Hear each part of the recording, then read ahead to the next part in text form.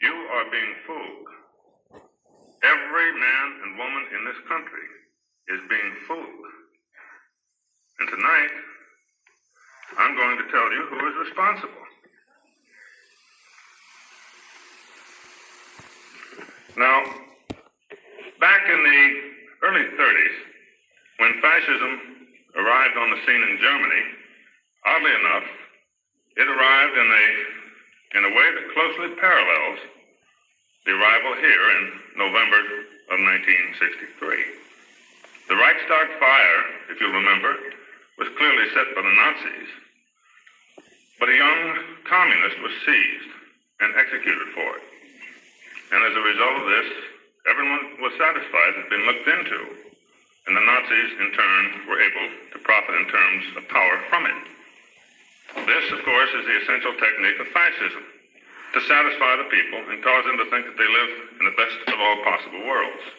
It's not just a fascist technique, it's a totalitarian technique, which the Soviet government perfected many years ago.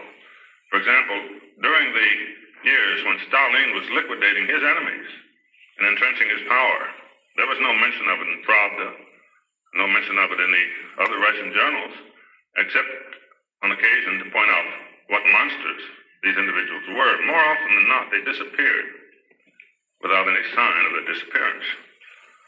The best book that I know of for those of you who would like to see what happens to a country when the management begins to think it has a right to lie, and when the management really thinks it's all right for a powerful government agency to be proud of its immorality, is George Orwell's 1984, and I commend it to you. When it was written in 1949, it was really written about Russia. But if you read it now, you'll find that you're reading about Russia and our own government. This should not be so, but that's the way it is.